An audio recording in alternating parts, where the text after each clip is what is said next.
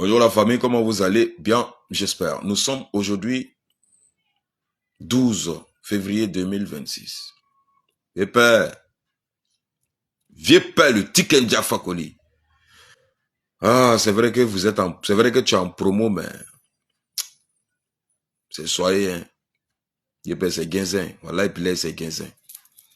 C'est vous qui nous avez amenés dans les combats, mais apparemment, on dirait que les câbles sont en train de péter. Mollo, mollo. Un ton. Vieux père, je voulais poser des questions simples. Et je voudrais aussi les réponses simples. Vieux père, l'Union africaine compte combien de présidents et combien de gouvernements à l'interne?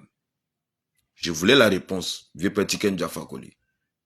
La CEDEAO compte combien de gouvernements et combien de présidents à l'interne? Mais ils se disent qu'ils sont unis. Je veux la réponse. Parce que le Nigeria est attaqué depuis 1994. La CEDEAO n'a jamais levé le doigt. Jusqu'à ce que c'est l'Amérique qui vient avec 200 soldats pour former les soldats du Nigeria pour qu'ils combattent les terroristes. Or, ces mêmes Américains étaient au Sahel ici pendant 10 ans. Pendant 10 ans. Mais eux-mêmes, ils ont reconnu que leur formation a été faible parce que leur formation a permis que les terroristes prennent plus de territoire. Bien, je veux une réponse. Pourquoi la CEDEAO n'aide pas le Nigeria contre le Boko Haram depuis 1994? Vieux père, je veux la réponse. Vieux père, l'Union européenne compte combien de pays et combien de présidents à l'interne? Ils se disent qu'ils sont unis. Mais nous voyons ce qui se passe chez les impérialistes.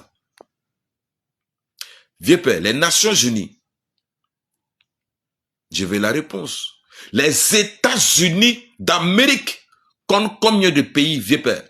Les États-Unis d'Amérique comptent combien de pays? Parce que nous avons vu Donald Trump qui allait agresser, faire un coup d'État au Venezuela et enlever le président Nicolas Maduro. Bien père, tout ça là, je veux des réponses. Des blablabla, nous savons, vous nous avez amenés dans le combat, dans cette lutte de la révolution, dans ce combat contre l'impérialisme. Mais c'est par après que nous avons compris que vous êtes des éléments, des pions stratégiques de l'impérialiste. Faire endormir le peuple. Et se remplir les poches. C'est ce que nous avons compris. L'AES est une organisation. Les 3 pays ont été abandonnés par la CEDEAO. Les 3 pays ont été abandonnés par l'Union africaine. Après que l'OTAN a détruit la Libye et déversé les terreaux chez nous au Sahel. Et après, la CEDEAO et la France ont décidé d'agresser le Niger militairement. Et Alassane Ouattara a proposé même un bataillon, en plus de la nourriture et de l'assistance pendant 3 mois, pour assiéger, envoyer la population du Niger au repos éternel. Nous avons vu nos médicaments, le médicament du Niger qui est bloqué à l'aéroport, au port du Bénin. Les chars qui ont été achetés par le Niger pour combattre les terroristes sont toujours au port du Bénin. Et voilà ce qui a permis l'union des États du Sahel. Pour combattre d'abord l'union première, c'est la sécurité. La sécurisation des 3 pays. La lutte contre les terroristes. Et après, nous avons vu la confédération naître. Et vieux père, s'il y a l'intelligence un peu, vous savez qu'il y a quelque chose qui est en train d'être construit. Nous, on s'en fout des élections. Nous avons vu le 4e mandat qui a été organisé en Côte d'Ivoire. Il y a eu des morts. Des élections qui ont été organisées en 2011. Il y a eu plus de 3000 morts en Côte d'Ivoire. Et jusqu'à présent, Laurent Gbagbo a été acquitté. Mais qui était l'auteur de tous ces morts? Il y avait 2 personnes. Alassane Ouattara et Gbagbo. Gbagbo a été acquitté par la CPI. Alors qui est le responsable des 3000 morts? C'est Alassane Ouattara. Allons-y au Cameroun. Ça fait plus de 40 ans qu'il y a des élections qui sont organisées au Cameroun. Qu'est-ce qui a changé dans la vie des Camerounais? Qu'est-ce qui a changé au Cameroun? Rien. Vieux père, au lieu de t'adresser à l'AUS, adresse-toi à l'OTAN. Parce que c'est eux qui ont détruit la Libye et déversé les terreaux au Sahel. Et après tout ça, la CEDEAO, en complicité avec la France, ont voulu venir agresser le Niger militairement. Et c'est ça qui a permis la création des États du Sahel. Vieux père, on s'en fout des élections. L'AUS ici, 50 ans, on s'en fout des élections. Vieux père, ici on s'en fout des élections. Vieux père Tiken Jah Fakoly. Plus de 60 ans d'élections en Afrique, qu'est-ce que ça a servi en Afrique? Qu'est-ce que ça a développé en Afrique francophone? Qu'est-ce que ça a développé en Afrique francophone? Le Nigeria, le seul pays Nigeria, est plus attaqué par les taureaux, plus que les 3 pays de l'AIS réunis. Il y a plus d'attaques. Il y a eu 162 civils qui ont été envoyés au repos éternel par Boko Haram. Et 3 jours après, il y a 170 qui ont été envoyés au repos éternel par Boko Haram. Et plus de 100 millions d'habitants, c'est l'Amérique qui a envoyé 200 soldats pour former. Donc ça veut dire que depuis 1994, le Nigeria ne sait même pas comment combattre les terroristes.